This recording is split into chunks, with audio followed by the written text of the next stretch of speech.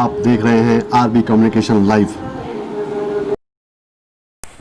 प्रभु जी, कृष्ण जन्माष्टमी तो बड़े हर्षोल्लास से मनाते हैं। बलराम जयंती जब आती है तो लोगों को मालूम भी नहीं होता। तो अभी आने वाली 3 तारीख को बलराम जयंती भी आ रही है, तो उस विषय में भी कुछ रोशनी डालिए, भक्तों का मार्गदर्शन कीजिए। हरे कृष्णा। बलराम जी की जय।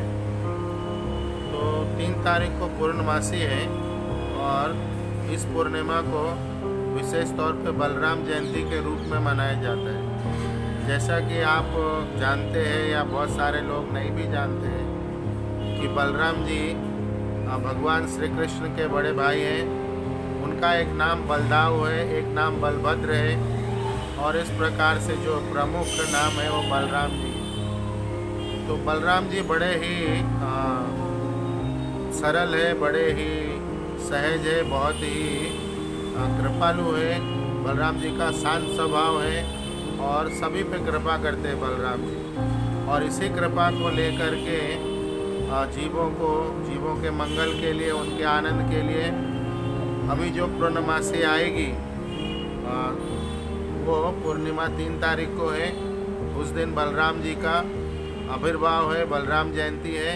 इसको बलराम पूर्णिमा भी कहते हैं।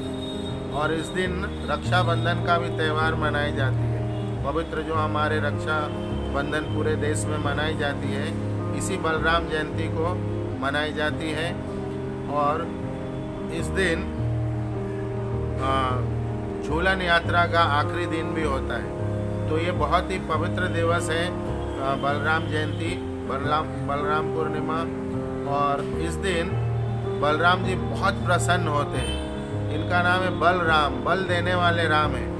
ये आपको जितने भी बल चाहिए, चाहे जिस क्षेत्र में आप हैं, उस प्रकार के बल बलराम जी से प्राप्त कर सकते हैं। और बलराम जी एक सेवा भाव में हमेशा आते हैं। जैसे कृष्ण जी अभी 12 तारीख को आएंगे, उसके पहले बलराम जी आ गए ताकि सारी तैयारियां कृष्ण जन्माष्टमी का बलराम जी के देख रेख में किया जा सके।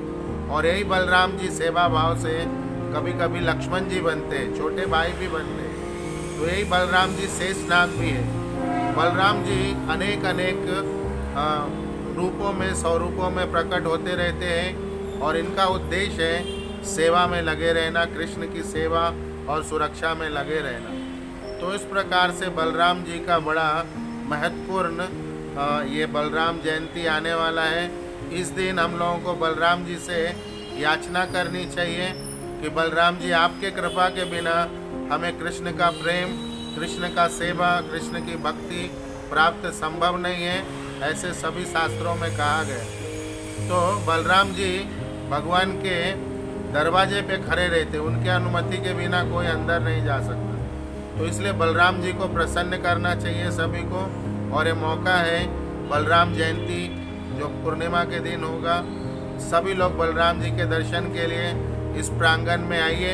यहाँ पे सुविधा है, जगन्नाथ बलदेव सुभद्रा जी के साथ बलराम जी बड़े प्रसन्न मुद्रा में उपस्थित रहते हैं और आपके हर प्रकार को आपको बल प्रदान करने के लिए हमेशा तैयार रहते हैं। तो जरूर दर्शन के लिए बलराम जयंती के दिन आइए, पूर्णमासी के दिन, और उस दिन झूला यात्रा भी करिए, भगवान को झूला भी झुलाइए और बलराम जी से उनकी कृपा प्राप्त करके कृष्ण की सेवा की तैयारी में और कृष्ण के कृपा का भी उनसे याचना करिए, उनसे प्रार्थना करिए। और इस प्रकार से आप भगवान के प्रिय बनिए और अपने जीवन को आनंदित और पवित्र बनाइए। हरे कृष्णा। अगर हमारी ये रिपोर्ट अच्छी लगे तो हमारा चैनल सब्सक्राइब कीजिए, लाइक कीजिए, शेयर कीजिए।